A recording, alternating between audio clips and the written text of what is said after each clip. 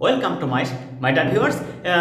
You are learning English easily with Abdus Salam, assistant teacher, Rajshahi Collegiate School, Rajshahi, Bangladesh. So, আমরা কিন্তু এর আগে ন্যারেশনের অনেক rules আলোচনা করেছি।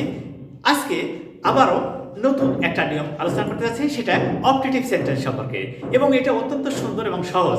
আশা করি তোমরা মাত্র কয়েকটা মিনিটের মধ্যে এটা সব কিছু ক্লিয়ার পেয়ে যাবা। Okay, look at it. দেখো, he said may you leave now. তাহলে প্রথমে যেটা শেখার বিষয় সেটা হলো কি, তুমি অপটেটিভ সেন্টেন্সটা বুঝবা কিভাবে। Very nice. এই অপটেটিভ সেন্টেন্স দ্বারা ইচ্ছা বা প্রার্থনা প্রকাশ পায়। অপটেটিভ সেন্টেন্স দ্বারা ইচ্ছা বা প্রার্থনা প্রকাশ পায়। ওকে, নাইস। সেই ক্ষেত্রে স্ট্রাকচার কি? সেন্টেন্সের শুরুতে হবে মে প্লাস সাবজেক্ট। দেখো, may plus subject plus verb plus extension, এরকম যখন দেওয়া থাকবে, এদের দ্বারা সাধারণত বক্তার মনের ভাব প্রকাশ পায়। সেটি কেমন হয়? ইচ্ছা প্রকাশ পায়, না হয় প্রার্থনা প্রকাশ পায়। নাইস। তাহলে এই অপটেটিভ সেন্টেন্সকে ইনডাইরেক্ট নেশন রূপান্তরের সময় রিপোর্টিং ভার্ব সে বা টেল উঠে উইশ বসে। রিপোর্টিং ভার্ব সে বা টেল উঠে উইশ বসে। ইনভার্টেড কমা উঠে বসবে দ্যাট। আর যে কোনো সেন্টেন্সকে ইনডাইরেক্ট নেশন করলে তা অ্যাসার্টিভ সেন্টেন্স হয়। তাই এই যে মেয়েটা যে বসলো সাবজেক্টের, এই সাবজেক্টের পরে এইটা পাস্ট টেন্স, তাই মেয়ের পাস্ট ফর্ম মাইট হলো। আর কোনো চেঞ্জ হচ্ছে না, খুবই সহজ। সেটা কি? একটা অপটেটিভ সেন্টেন্সকে ইনডাইরেক্ট নেশন রূপান্তরের সময় রিপোর্টিং ভার্ব সে বা টেল উঠে ইচ্ছা বোঝালে উইশ, প্রার্থনা বোঝালে প্রে। ইচ্ছা বোঝালে উইশ, প্রার্থনা বোঝালে প্রে বসে। উভয় ক্ষেত্রে ইনভার্টেড কমা উঠে, এই যে ইনভার্টেড কমা, এই যে ইনভার্টেড কমা, এটা উঠে হবে দ্যাট। এই যে ইনভার্ট কমাটা হলো দ্যাট। আর রিপোর্টেড স্পিচের সাবজেক্টের পরে মে বা মাইট। যদি প্রেজেন্ট টেন্স হয় তাহলে মে, পাস্ট টেন্স হলে মাইট। আর ভার্ব প্লাস এক্সটেনশনের কোনো চেঞ্জ হয় না। তাহলে আবারও শোনো, একটা অপটেটিভ সেন্টেন্সকে ইনডাইরেক্ট নেশনে রূপান্তরের সময় রিপোর্টিং ভার্ব সে অথবা টেল ওঠে। যদি ইচ্ছা বোঝায় তাহলে উইশ বসে, প্রার্থনা বোঝালে প্রে বসে। ইনভার্টেড কমা উঠে বসবে দ্যাট। ইনভার্টেড কমা উঠে বসবে দ্যাট। আর রিপোর্টেড স্পিচের সাবজেক্টের পরে মে বা মাইট বসে। যদি এটা প্রেজেন্ট টেন্স হয় তাহলে বসবে মে, আর পাস্ট টেন্স হলে মাইট। কেন জানো? যে কোনো সেন্টেন্সকে ইনডাইরেক্ট নেশন করলে সেটা অ্যাসার্টিভ সেন্টেন্স হয়। তাই ওই অপটেটিভ সেন্টেন্সে মে বা মাইট সাবজেক্টের পূর্বে থাকে, আর যখন ইনডাইরেক্ট নেশন করো তখন সেটা সাবজেক্টের পরে যায়। আর টেন্স ওই রকমই change. Reporting verb past tense, reported স্পিচও পাস্ট টেন্স, তাহলে মেয়ের পাস্ট ফর্ম মাইট।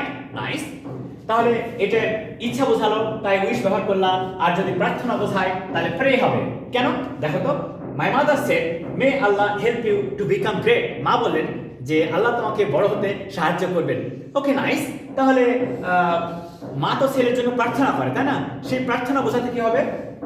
রিপোর্টিং ভার্ব সে বা টেল উঠে হবে প্রে, ইনভার্টেড কমা উঠে দ্যাট। আর ওই রিপোর্টেড স্পিচের সাবজেক্টের পরে মেয়ে ছিল মাইট হয়ে গেল, আর কোনো চেঞ্জ হবে না।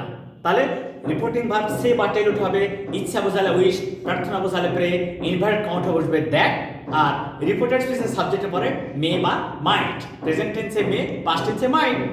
আর অন্য কোনো চেঞ্জ হবে না। I hope it is too much easy for all of you to understand it clearly. The next one, যদি অপটেটিভ সেন্টেন্স দ্বারা কোনো কিছুর অনুমতি প্রার্থনা করা বোঝায়, কোনো অনুমতি চাওয়া বোঝায়, অনুমতির জন্য প্রার্থনা করা বোঝায়, তাহলে রিপোর্টিং ভার্ব সে বা টেল উঠে, রিপোর্টিং ভার্ব এই সে বা টেল উঠে হবে প্রে। আর ইনভার্ট কমা উঠে বসবে দ্যাট।